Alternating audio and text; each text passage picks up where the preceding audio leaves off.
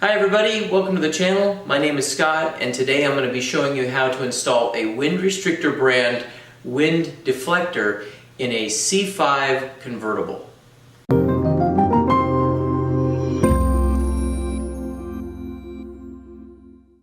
Hi, I'm Lily and you're watching the Corvette channel. The first thing I wanted to do is to go over with you all of the different stuff that you're going to need to be able to install the restrictor. So you have a set of instructions here and it has some templates. I've gone ahead and I made an additional copy of the instructions where I was able to keep the originals, and then I have a couple templates that I need to be able to cut the carpet. And so when we're going through the steps, I'll show you how these are installed. We're also going to have the power tap that we're going to need to be able to power it into the system, and also the washers and the screws that's going to adapt the bracket on the restrictor onto the main brackets, as well as if you purchased a multi-light kit with the remote, then you'll have that also, and we'll be covering that, and I will cover the installation of just the single light, two-wire setup also. But you'll have both, I'll explain both of them in the video. Some of the tools that you're going to need is going to be a hair dryer or a heat gun. You're going to want to be able to heat the adhesive up here on the bracket so it will get a nice good bond. And then you're also going to need a razor knife. You're going to need a T15 and a T10 Torx. As well as a pair of scissors to be able to cut the template out. And then it also comes with like I said, the templates, and it also comes with a gauge that allows you to get the exact distance on the bracket from the side of the car. So that pretty much covers what you're going to get. It all comes in the package minus the hair dryer and the Torx and your scissors. But it also comes with some cleaner. You do not want to use Windex on this. Windex is an abrasive and it will actually scratch the plexiglass. So you don't want to use that. So this stuff is called Novus. And you can get it online or you can get it at Walmart. So it's not hard to find. It's just something you want to make sure that you use this, and they give you a sample of it, which is more than enough for a while, but you'll want to make sure that you get some so when it runs out you'll have some.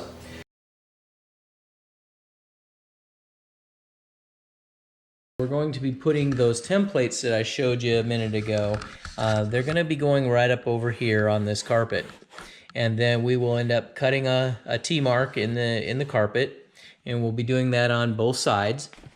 And then at that point, we'll be able to pull this carpet back to be able to gain access to the metal underneath. Then at that point, we'll be able to heat that adhesive up and put the brackets on, and then we'll be able to pull and put the carpet back up and over, through put the brackets through the carpet so they'll be sticking back up over here. And then on this particular installation, we're going to go ahead and we're going to put the controller, and I'll be showing you that here in a minute. We're going to be pulling the waterfall off of the car, and there's a little place in there nice and neat that we can put the controller. So we'll be putting it in there, and so it'll be totally hidden, and we'll be able to run the wiring right down underneath this here, following all the way down into here and going down around this edge of the seat, and then we'll continue the wiring right up the threshold here, going up here and going up into the kick panel over here. First thing we want to do, in the instructions they talk about putting the templates in the very first part of it, but what I decided I wanted to do was to be able to get this, the waterfall out of the way. I didn't want to take the chance of scratching it or anything like that, and I know that I'm going to be putting my LED controller inside of it. So this has four 15 Torx screws on it that we're going to go ahead and take off of here. and we're going to get this up and out of the way. And there's 2 there on the top. There's 2 here on the bottom here. And then this just slides right on up and out. Okay. I'm just going to set this off to the side so we don't hurt it. There's a spot right up here in the very front of the waterfall inside here that the LED controller fits in perfectly. You can see right there that just fits. So I will end up putting a little bit of stick tape in it so it doesn't bounce around, but this foam is holding it in place, so not a problem there.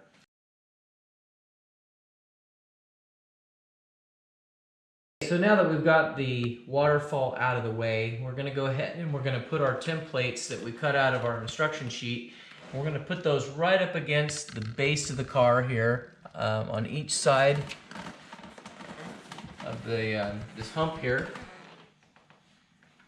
Okay, and the word bottom is actually going to be up against the plastic of the car. So what we're doing is that we're just going to make sure that it's pretty much right up at the top here, and we're going to take our razor knife and we're going to cut the carpet. I'm going to hold this in place and we're going to cut that carpet so we can get the bracket to be able to go through. Okay, so once you got that cut, then you can go ahead and you can pull the carpet back to open it up to the metal underneath. And you'll do that on both sides of this. And so I'm going to go ahead and do that. I'll come back and I'll do this side here, and then we'll come back to the video. Alright, so what we've done is we've gone ahead and we've pulled the carpet back here. We had already cut the T in it. We pulled it out. And so on John's car here, he has a real high-powered stereo system in it. It has some amps and that type of stuff in here. So they've put some sound deadening material here that would make a real big mess if we were to pull this off. And it's nice and smooth anyhow. So we can go ahead and we can just put the bracket just right over it. It's going to fit exactly the same way. But when you pull your carpet back, it would just be plain metal that you're going to see here. But you know, this isn't going to make any difference on how it's installed. So what you're going to be doing here, now that you've got the carpet back, we're going to take this, and it says in the instructions to use a Sharpie pen. I'm not going to be able to see a black Sharpie pen on some black here, so I have some tape that I'm going to be able to mark. And all I'm doing is I'm using that gauge that was included to make sure that I get the right distance from the edge of the plastic here. Okay, so we're going to go like so, and we'll get it where it's like that. Okay, so it's holding it. And then we're going to push it down. It's like so. And our gauge is perfectly dead on. And then I'm going to put some tape here, right where this bracket goes. And this is going to allow me to be able to pull the bracket back up, pull the adhesive, the sticky off the adhesive, and be able to put it right back in place. And then once we get that done, we'll press that down real tight and we'll go do the other side. All right, so now what we're going to do is we're going to use, you can use a heat gun. I'm going to use a hair dryer, and we're just going to heat the bracket and the metal area up over here where it's going. So I'm just going to turn that on. We're going to run this for about 10 seconds, somewhere in that ballpark. We're just trying to get it a little bit warm. The garage that we're working in today, it's probably about 75 degrees, so you just don't want this adhesive to be cold when you do it.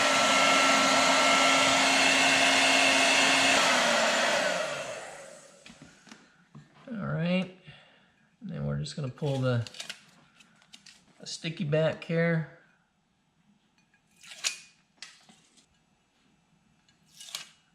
Alright, so we got all the stickies off now. Now we're going to go right back to the blue mark here where I put with the tape. And this way we can get this get it on there. Now you got to be really careful because this thing is really sticky. So you're going to try to get it right on one edge, and then we'll try to walk it onto the other side. But it's really a tight squeeze here.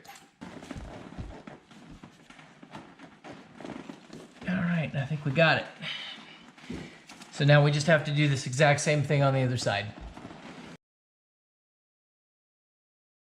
We're just going to be pulling this carpet up and over this bracket. And it's tight, there's no doubt, but you want it to be nice and smooth. Got that there like so. And we just want to tuck the carpet down. Okay. So she is in place. I'm going to take our gauge here. The gauge fits fine, so our brackets are right where they need to be. So our brackets are installed. So the next thing that we've got to do is we've got to run the wiring down to the LCD unit, the controller, and then put the waterfall back in, and then we should be able to put the restrictor in place. So the next thing that we have to do is we've got to be able to put our LED light unit onto the deflector itself. So we're going to go ahead and we're going to flip it. We're going to put it upside down here because this is the bottom. And we're going to put this little guy on. And this screw is just a little tight. So we're going to loosen that up. We'll put that flat like that. And then we want to get it pretty close to center. Okay. And then we're just going to take our 10 millimeter Torx, or T10 Torx, I should say, not 10 millimeter. Okay, and we're just going to snug them up. This way it's not going anywhere. So now we're ready to go putting it into the car. And so these are the wires that we're just gonna round these over. Since we're putting these into, or the controller itself, into the waterfall, these wires don't have to go very far. It'll just be the wires that are coming out of the LED unit that has to run all the way to the front of the car. We're about ready to hook up the multicolor LED controller, and if you purchase that, you're going to have 4 wires that are on this little guy here that's going to be actually connecting to the LED controller, and then you'll have 2 wires that are coming out that goes to the power. So in the video, you can just, if you bought a 2-wire model that is the one light version, then you can bypass watching this piece, and I will put it on the screen, a timestamp of when you can start back over and start watching just the wire coming out to the ground and to the front of the car. Otherwise, you're more than welcome to watch. What I am doing though, in the instructions they made for you, they were intending this unit to make it and be pushed down into the down behind the seat. We're not going to do that in this one. We're going to go ahead and we're going to put it up here in the waterfall like I mentioned before. And so by doing so, it makes it so these wires are really long and the other wire is really short. So I went down to the store, I bought some more larger or longer wire, and you can do that also. And so you can choose on where you're going to put it. There's no right, no wrong, just wherever you're comfortable putting this unit. So, but where I'm hooking the power onto it is going to be the exact same. The instructions say to grab your ground wire off of the back nut or back bolt of the seat, of the driver's seat. I'm actually going to attach my ground here on the support for the waterfall. So those are probably the only 2 things that I'm deviating from on this, but again, there's no right or wrong. You choose it, you know, ground it and power it depending on where your application, where you feel comfortable putting it. Okay. So with that being said, we're going to go ahead, and since I made this a little bit, we only have to go just so far. I'm going to clip this back some because I don't need all this wire here. So So I'm just going to cut that off. So we don't need this little guy here anymore. And then, so we're going to have those 4 wires going into the controller, like so. And then we're going to have this wire coming out. And that would be how you would do it if you're going behind this and tucking this in behind the seat. So what I'm going to actually do is I'm going to hook those wires up, and then I'm going to go from a very short ground wire right to here, and then we'll run our one single wire all the way up to the front underneath the dash. What we did is we went ahead and I just pulled the wire just from over at the waterfall down the carpet, got it out from underneath the seat here, and so now we've got to get it through the threshold and up into this kick panel here. So I'm just going to lift this up. This just pops loose here. And you just want to do it just a little bit at a time. Just shake it in a little bit, and instead of prying it, it won't end up, that way it won't break the plastic. And then the spring clips will just allow it to come free. So you've got a clip here, here, here, and down here at this end. Okay, so that just comes loose and come out of your way. And then at that point, you can get your carpet pulled over and out of the way, and you can tuck this wire right up along the body there between there and the carpet, and get it up over to that point right there. And then the next step we have to do is we've got to take the 2 Torx screws out of the bottom here, this kick panel, and then this has some snaps just like these here that we'll be able to pop this little guy loose, and then we can get to the wiring that's right here. So then we're just pulling the screws out here. There's only 2 of them. So after you get the 2 bottom screws out of the kick panel here, you've got to take a screwdriver and pop this little cover off. And you want to do it really very carefully, because you don't want to break these little ears. If you can see those ears there, you just don't want to break those off, because you'll end up having to buy another one of these covers. And then the other one over here, the trunk release and the road light button, you can actually get out with your fingers. Okay, and you can see here there's a screw right there. Okay, and then there's one right there we have to take loose, and then that will allow this whole piece to drop down. Take this screw out.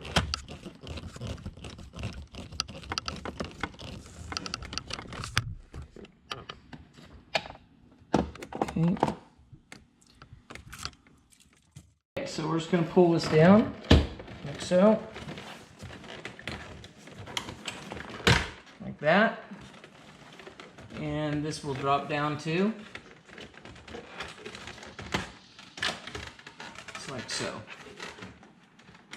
Now you want to be careful on this side, because you've got the cabin temperature sensor in there. So we can drop it and we can leave it like that, so we're not having to pull anything else loose.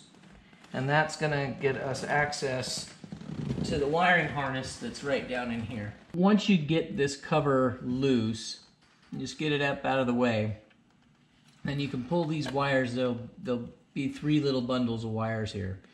And there'll be one bundle that has a brown wire. And now, when it says brown, it's really dark brown. The other ones have white wires like the instructions talk about. They also have some tan wires. But this is the only bundle that has a brown wire. And it's a very small gauge wire, but this one comes on and off, has power on and off with the when you turn the headlights on, or your running lights. So that's the light that you want to, or wire you want to tap into. We've got our red wire here that we've brought in. Now yours would be black, like we were talking, the one that's in your kit, but these are the ones that I went down to the store and bought the additional length wiring. So we're just going to put that into this vampire tap like so, and then we're going to crimp this one right around this yellow wire, or this brown wire I should say. It's like so, and then we're going to crimp it down. Just like that. Make sure it's all the way down and flush, and you should be able to close that off like so, and you're good to go. We are to a point where you just saw in the video where we tapped into the power under the dash, and so we've got that wire coming up over here that we've run back from under the carpet here, And so this wire's, I've cut it a little bit short, so I can do show you all the other wiring here on the LED controller here, and then I'll bring it over and tie it up and we'll tuck it in the hole. So we'll leave that one alone for right now. But here's our black wire that we're going to use as a ground. We're just going to use a self-tapping screw into this tower. That's going to give us a ground here. And so we're just going to go and we're going to put that into the controller here. Now, this controller is one of the newer controllers. They do change from time to time. So this one comes with a diagram that gives you all the instructions on what to hook to it. So you want to make sure that when you're installing your unit that you follow the directions as far as what color goes to what. Because they might be labeled differently. So I'm just using a self-tapping screw here, and I'm going to go into this into the tower support. Just like so. I'm going to make sure that we snug it up, and that it's nice and tight. And there we go. So now we're actually connected. So what we're going to do now is we're going to turn everything on, and we're going to check to see if the restrictor works. We're about ready to test the restrictor, but in order to do that, we've got to be able to put some batteries into the remote, and the remote does not come with batteries, so you want to make sure that you have 3 AAA batteries. And we'll turn on the headlights here, and we'll turn it on, and as you can see here, we've actually got it working. What we're doing here is I'm just putting a little piece of 2-way stick tape on the bottom of this unit here on the LED controller, so I can tuck it into this little cubby hole here. We want to make sure when we orientate this that we have the deflector so you can read when you can read the Corvette emblem when you're looking from the back of the car, and that if you're inside the car it will actually be looking like it's backwards. So we're going to be putting it like this, actually installing it like that. Okay, so it goes on like so.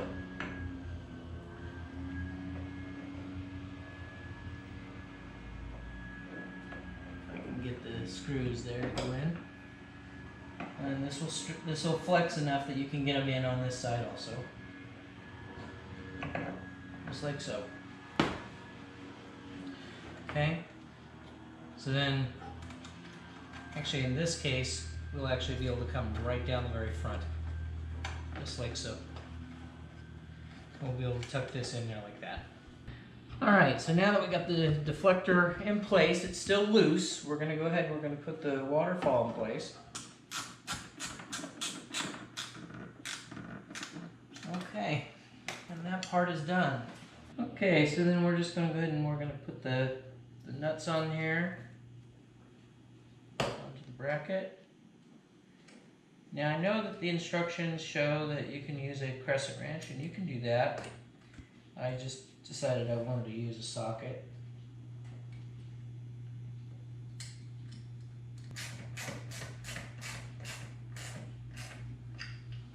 Those 2 are done. Now we just have these 2 over here.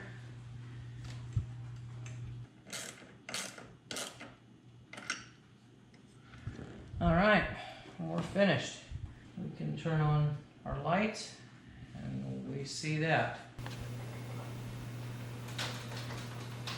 Hopefully you found this video informative and helpful, and hopefully it helps you be able to put your wind restrictor in when it comes time that you get one.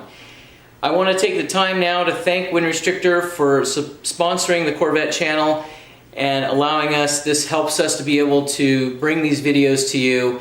And so I just want to reach out to those kind folks over there at WindRestrictor and thank them very much for doing this.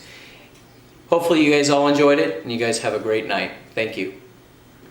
Thank you for watching the Corvette channel. Don't forget to hit like on the video and make sure you subscribe.